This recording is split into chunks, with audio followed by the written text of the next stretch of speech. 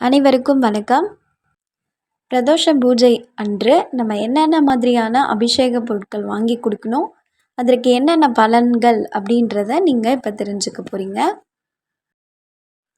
சிவாலயங்களில் பிரதோஷ தினத்தன்று அபிஷேகம் நடக்கும்.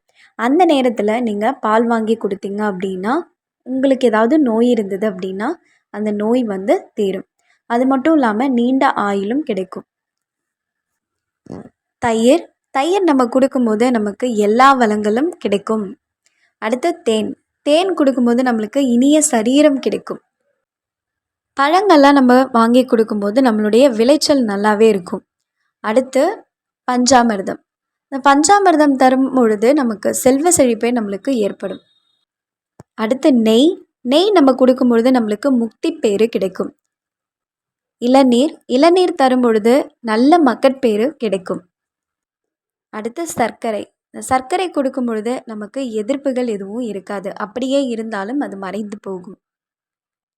சந்தனம் கொடுத்தோம் அப்படின்னா சிறப்பான சக்திகள் நம்மளுக்கு கிடைக்கும். அடுத்து மலர்கள் கொடுக்கும் பொழுது நமக்கு தெய்வ தரிசனம் கிட்டும். சிவாலயங்களில் பிரதோஷ தினத்தன்று என்ன மாதிரி அபிஷேக பொருட்கள் நம்ம கொடுக்கும் பொழுது என்ன பலன் கிடைக்கும்ன்றதை நீங்கள் தெரிஞ்சுக்கிட்டீங்க. அனைவருக்கும் நன்றி.